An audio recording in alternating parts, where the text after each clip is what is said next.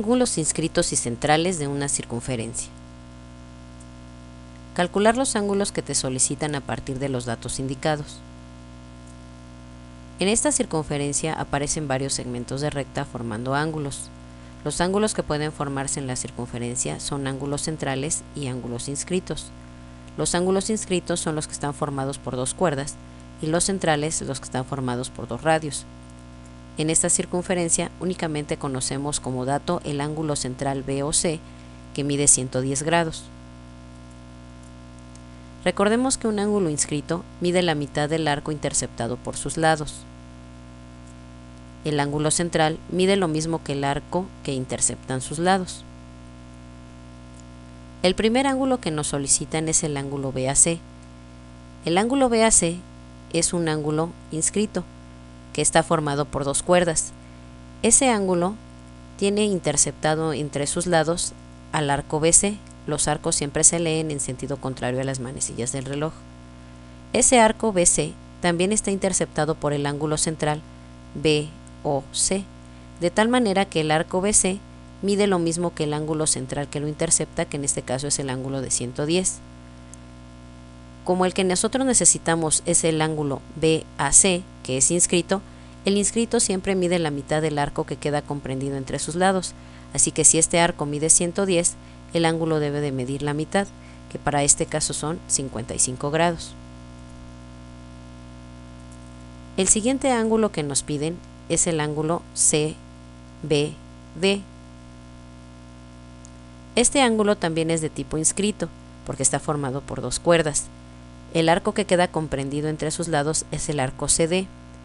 Ese arco no lo conocemos puesto que el ángulo que también lo intercepta es el ángulo COD, que es un ángulo central, pero como no lo conocemos hay que determinarlo.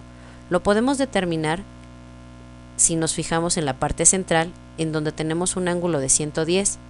En esa parte central, como se cortan dos rectas, ángulos opuestos por el vértice siempre miden lo mismo, así que el ángulo que es opuesto al que ya conocemos de 110 también deberá medir lo mismo que 110.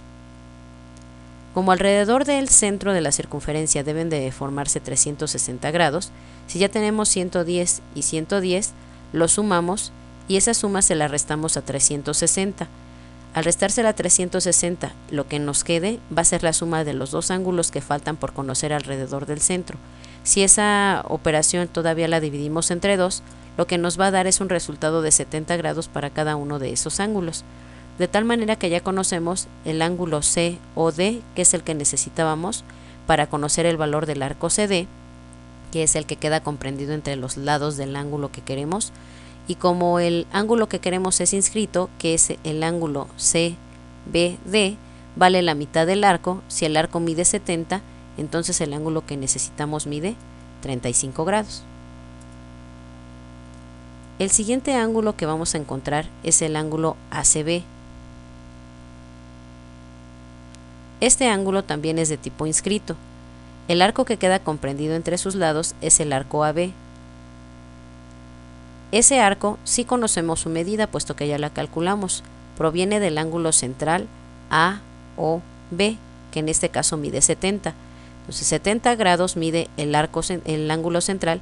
También esos 70 grados mide el arco que queda comprendido entre los lados del ángulo que nos interesa, y como el ángulo que nos interesa es un ángulo inscrito que mide la mitad de ese arco, entonces si ese arco mide 70, la mitad de 70 nuevamente es 35, que sería el valor que tenemos para el ángulo ACB, concluyendo así el cálculo que nos piden.